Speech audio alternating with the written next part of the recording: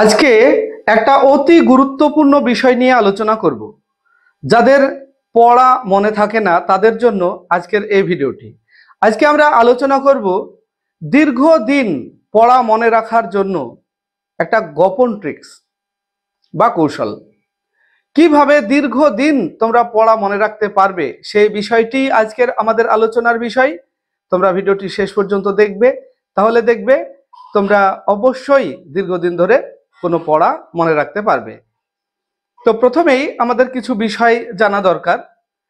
যেমন ধরো, আমরা পড়ি এবং ভুলে যাই। তবে এই ভুলে যাওয়াটা তো একটা স্বাভাবিক ব্যাপার, একটা প্রাকৃতিক নিয়ম ভুলে যাওয়া। আজকে যদি আমরা কোনো কিছুই না ভুলি, তাহলে দেখো, কেউ যদি তোমার মারা যায়, আমাদের নিজের আত্মীয় স্বজন যদি মারা যায়, তাহলে খুব দুঃখ হয় এবং সেই দুঃখ বিষয়টা যদি আমাদের মনে থেকেই যায়, তাহলে আমাদের জীবনের অগ্রগতি হবে না। যে কারণে এটা ঐশ্বরিক নিয়ম, প্রাকৃতিক নিয়ম ভুলে যাওয়া। ভুলে যাওয়াটা একটা স্বাভাবিক ব্যাপার, এটা নিয়ে চিন্তার কিছু নেই। তবে আর একটা বিষয়ও আছে, কিছু জিনিস আমরা ভুলি না, সারা জীবনেও ভুলি না। এখন আমাদের এই পড়া ব্যাপারটাকে এমনভাবে তৈরি করতে হবে যে আমরা সারা জীবনেও ভুলবো না। কিন্তু সেটা কিভাবে, এটা কিভাবে এই ট্রিক্সটা আমরা যদি করি বা কৌশলটা অবলম্বন করি, তাহলে দীর্ঘদিন পড়া মনে রাখতে পারবো। এ প্রসঙ্গে আমি তোমাদের একটা উদাহরণ দিই। কিছু জিনিস আছে যেটা ঐশ্বরিক, মানে সহজাত। যেমন একটা শিশু যখন জন্মগ্রহণ করে তখন সে কান্না করে। তো এই কান্না করতে হয় বা এই বিষয়টি, কান্না বিষয়টি তাকে তো শেখানো হয়নি, এটা ঐশ্বরিক, সে কান্না করে।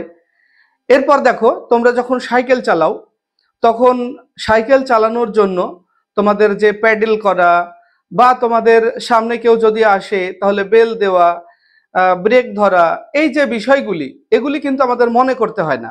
কেন? এগুলি সহজাত হয়ে যায়, আপনা আপনি এগুলি আমাদের কাজ করে। আমরা সাইকেল যখন প্রথম চালাতে যাই তখন কি হয়, পায়ের দিকে তাকাই আমরা, সামনের একেবারে সামনে হ্যান্ডেলের দিকে তাকাই।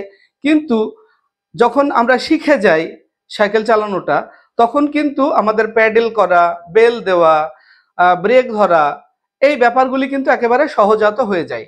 কেন সহজাত হয়ে যায় সে বিষয়টি তোমাদেরকে বলবো। আমাদের এই পড়ার বিষয়টিও এই সহজাত পর্যায়ে নিয়ে আসতে হবে, তাহলে দীর্ঘদিন আমাদের পড়া মনে থাকবে। তবে এ বিষয়ে আরো একটা বিষয় আমাদের জানা দরকার।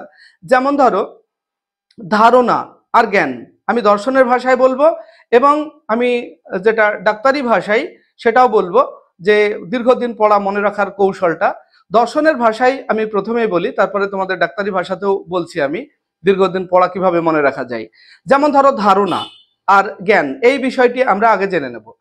আমরা ধরো কোনো একটা জিনিস জীবনে প্রথম দেখলাম, তাহলে সেই জিনিসটা দেখার পর আমাদের কিন্তু একটা ধারণা হয়। এবার সেই বিষয়টাকে যদি আমরা দীর্ঘদিন পর দেখি, তাহলে কিন্তু আমাদেরকে অনেকক্ষণ মনে করতে হয়, বা দেখা গেল মনে আসেও না, মনে হয় যেন হ্যাঁ কোনো দিন যেন এটা দেখেছি, এরকম একটা বিষয় হয়। তারপরে আমাদের সেটা মনে আসে না। কিন্তু সেই বিষয়টাকে যদি আবার আমরা কিছুদিন পরে দেখি, তাহলে কি হবে, তখন একটু মনে আসবে, হ্যাঁ এই বিষয়টা তো এই দ্বিতীয় দিন বলে দেওয়া হলো তোমাকে। তারপরে তৃতীয় দিন যদি আবারও সেই বিষয়টাকে আমরা দেখি, তাহলে কিন্তু আমরা খুব সহজেই বলতে পারি যে হ্যাঁ এটা তো আমি জানি এই বিষয়। এরপর চতুর্থ দিন, পঞ্চম দিন, এইভাবে আমরা একের পর এক যদি একাধিক দিন সেই বিষয়টাকে দেখে থাকি, সেই জিনিসটাকে দেখে থাকি, তাহলে কিন্তু আমাদের আর মনে করতে হয় না যে এটা কি জিনিস বা কি হবে, আমাদের মনে করার দরকার হয় না। তখন খুব সহজেই আমরা বলে দিতে পারি যে এটা লাল রং বা এটা নীল রং বা এটা এই জিনিস, এটা আমরা কিন্তু খুব সহজেই বলে দিতে পারি। তো কোনো একদিন, হঠাৎ একদিন দেখেই তো আমরা এই বিষয়টি বলে দিতে পারি না। তার জন্য আমাদের কি করতে হয়, অনেক দিন সেই বিষয়টাকে আমাদের দেখতে হয়, সেই জিনিসটাকে আমাদের দেখতে হয়, বুঝতে হয়, তারপরে আমরা আপনা আপনি সেই জিনিসটাকে বলে দিতে পারি।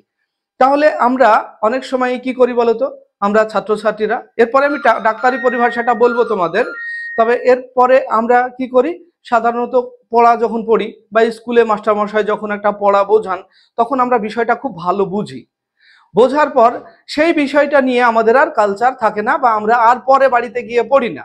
বা পরে আর রিভিশন দিই না, যে কারণে কি হয়, আমার সেই জানা বিষয়টা একটা ধারণাতে পরিণত হলো, যা আমাদের পরবর্তীতে যখন পরীক্ষায় আসে তখন কিন্তু আমাদের মনে হয় যে এটা কি ছিল, হ্যাঁ আমার জানা জানা মনে হচ্ছে কিন্তু মনে আসছে না, ব্যাপারটা এরকম হয়। কিন্তু যদি আমরা সেই বিষয়টাকে আরো একবার পড়ি বা আমরা তারপরে আরো একবার পড়ি, এইভাবে রিভিশনের সংখ্যাটা যদি আমরা বাড়াতে থাকি না, তাহলে সেই ধারণা, অনেকগুলি ধারণা একসঙ্গে জটিল ধারণায় পরিণত হয় এবং আমাদের জ্ঞানে পরিণত হয়। যখন তোমার এই জ্ঞান তৈরি হবে সেই বিষয়টাই, তখন তুমি আর কখনোই ভুলবে না, কোনোদিন ভুলবে না। কিন্তু যদি তোমার শুধু ক্লাসে একবার পড়লে বা তুমি কোনো একটা বিষয় বাড়িতে একবার পড়লে, সেখানে তোমার শুধু একটা ধারণা তৈরি হবে এবং শুধু এই ধারণাটা কখনো জ্ঞানে পরিণত হতে পারে না।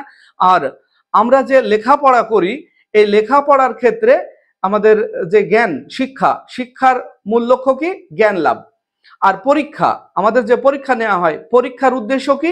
পরীক্ষার উদ্দেশ্য হলো জ্ঞান তোমার কতটা, মানে জ্ঞান মাপের একটা মাপকাঠি বলতে পারি আমরা। জ্ঞান লাভের একটা মাপকাঠি হলো তোমার পরীক্ষা ব্যবস্থা।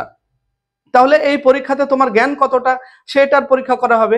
তাহলে আমরা কোনো একটা বিষয় যদি পড়ি, সেটাকে বুঝি এবং সেই বিষয়টা শুধু একবার বুঝে নিলেই হবে না, তারপরে সেটাকে রিভিশন করতে হবে। তুমি যতবার রিভিশন করবে দেখবে সেটা তোমার জ্ঞানে পরিণত হবে এবং তুমি দীর্ঘদিন মনে রাখতে পারবে। এরপরে আমি তোমাদের ডাক্তারি পরিভাষায় বলি দীর্ঘদিন মনে রাখার যে প্রসেসিং। ডাক্তারি পরিভাষায় বলছে যে কোনো একটা বিষয় যখন আমরা জানি তখন আমাদের মস্তিষ্কের দুটো স্নায়ু এক জায়গায় হয়। তারপরে আমরা সেটাকে নিয়ে যখন আর কালচার করি না বা রিভিশন করি না, তখন সেই স্নায়ু দুটো আস্তে আস্তে দূরে সরতে থাকে।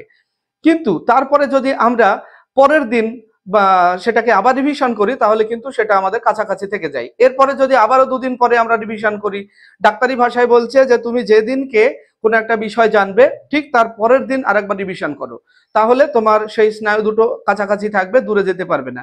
তারপরে দুদিন পরে তুমি রিভিশন করো, তাহলেও দেখবে তোমার সেই দূরত্বই বজায় থাকবে। এবং তারপরে তোমরা এক সপ্তাহ পরে করো, তারপরে এক মাস পরে করো। এইভাবে যদি রিভিশন করো তাহলে দেখবে তোমাদের সেটা স্নায়ু যে দুটো এক জায়গায় থাকবে এবং তোমার দীর্ঘদিন মনে থাকবে। তো এই হলো ট্রিক্স তোমাদের দীর্ঘদিন পড়া মনে রাখার। তাহলে আমরা শেষ যে উপসংহারে আমরা বলতে পারি, শুধু একবার পড়ে বুঝে নিলেই হবে না, বিষয়টিকে আমাদের বারবার রিভিশন করতে হবে। যদি বারবার আমরা রিভিশন করি কোনো বিষয়ে, তাহলে কিন্তু আমরা দীর্ঘদিন সেই পড়াটাকে মনে রাখতে পারবো। তাই তোমাদেরকে বলবো যে তোমরা পড়ো এবং বোঝো, আর বুঝে নিলেই যে তোমাদের কাজ শেষ হয়ে গেল, আর পড়বে না, এটা কখনোই করবে না। তোমরা এটাকে দীর্ঘদিন মনে রাখার জন্য ঠিক পরের দিন আর একবার রিভিশন করো, তারপরে দুদিন পরে আরো একবার রিভিশন করো। তাহলে দেখো, তার মানে কি, আমি দর্শনের ভাষায় যেটা বললাম, একটা জিনিসকে যদি আমরা বারবার জানি, মানে এগুলিকে বলা হয়, দার্শনিক লক বলেছেন যে আমাদের একদিনের যে দেখা সেটা হলো একটা ধারণা, তারপরে সেই বিষয়টিকে দ্বিতীয় যদি আরো একদিন দেখি বা জানি, তাহলে দুটো ধারণা হলো। এইভাবে একই জিনিসের উপরে যদি অনেক ধারণা তৈরি হয়, তাহলে আমাদের সেটা স্পষ্ট জ্ঞানে পরিণত হয়। তাই বলবো তোমাদের স্পষ্ট জ্ঞানে পরিণত করতে হবে। আর আমাদের যে পরীক্ষা ব্যবস্থা সেটা হলো জ্ঞান লাভের মাপকাঠি, অর্থাৎ কে কতটা জ্ঞান অর্জন করতে পারছে তারই মাপকাঠি। তবে তোমরা দেখবে যারা পশ্চিমবাংলায় র্যাঙ্ক করে, তারা কোনো একটা বিষয় একবার পড়েই তাদের হয় না, তারা বারবার সেগুলোকে রিভিশন করে। কারণ কি? তারা বলে কেউ 7 ঘন্টা, কেউ 8 ঘন্টা, কেউ 10 ঘন্টা পড়ে। তাহলে সেই পড়াগুলি কি পড়ে? তাহলে নিশ্চয় তারা রিভিশন করে। তাই তোমাদেরকে বলবো, যদি তোমরা র্যাঙ্ক করতে চাও পরীক্ষায়, তাহলে অবশ্যই তোমাদেরকে বারবার রিভিশন করতে হবে। তো যাই হোক, ভিডিওটি তোমাদের কেমন লাগলো? ভিডিওটি ভালো লাগলে তোমরা লাইক এবং কমেন্ট করে অবশ্যই জানাও, আর বন্ধুদেরকে শেয়ার করো। আর আমাদের এই ধরনের ভিডিও আরো পেতে আমাদের চ্যানেলটিকে সাবস্ক্রাইব করে রাখো। আর তুমি যদি ফেসবুক থেকে দেখো, তাহলে আমাদের পেজটিকে ফলো করে রাখো। আসছি পরবর্তী ভিডিও নিয়ে, সে পর্যন্ত সবাই ভালো থাকবে, সুস্থ থাকবে। ভিডিওটি শেষ পর্যন্ত দেখার জন্য ধন্যবাদ।